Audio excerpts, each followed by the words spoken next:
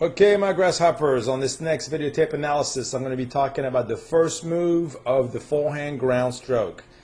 And I'm going to show you one of the biggest myths out there is to take the racket back right away. It's probably the worst tip in the world to take your racket back early.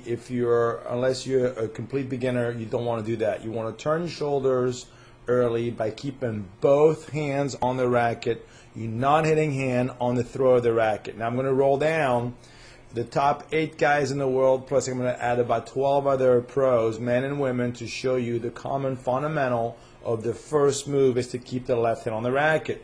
So let's start with Roger Federer right there. The first move, when he sets up, moving or not, the left hand is going to stay there, and there's the first move. Let's go to Rafa Nadal. First move, both hands turn, the racket stays right there. We're going to move to Mr. Novak Djokovic right there. Watch how from the ready position right there, he's going to turn his shoulders and the left hand stays on the racket. And once it lets go, so this is we're going to go for the next move, is once they let go, they're going to continue on to the stroke. So pretty much your stroke begins after the first move. This is Andy Murray right there. When I was in London a couple weeks ago, watch your first move right there. Both hands on the racket and turn. And once all those players let go of the left hand, that is when the stroke begins.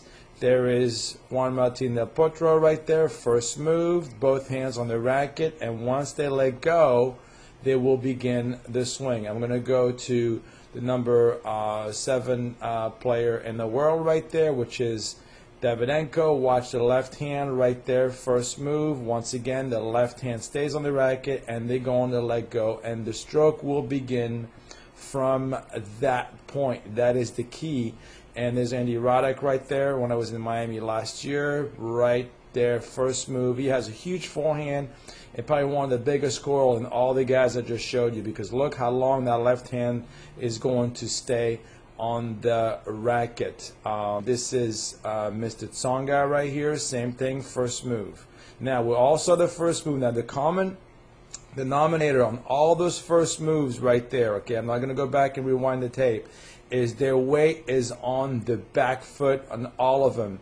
Right when they let go of the racket, they're all backloading, and it's from that point that they're going to release the racket, and that is from that point right here. I mean, I stopped the tape on I edited the tapes to stop it right here. Is as soon as they let go, that's it. The stroke begins then. And what you want to do, but pretty much what they do from there, and I'm going to go two new players where they use knee right there. Watch the left hand on the racket. And once they let go of the left hand, that's it. The stroke begins. So the key to a successful forehand is 1/3 of the stroke is the shoulder turn, as I just showed you right there. And 2/3 is blended into the backswing and the forward swing onto the point of contact.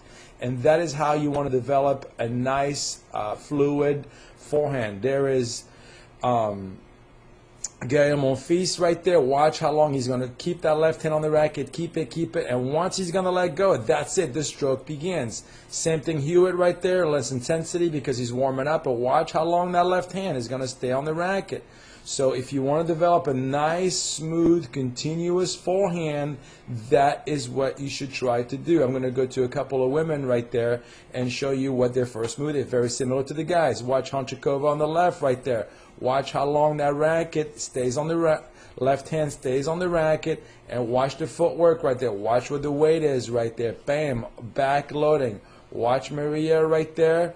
Boom, when she's running for this ball right there, and when she's letting go, watch where the weight is on the back foot right there.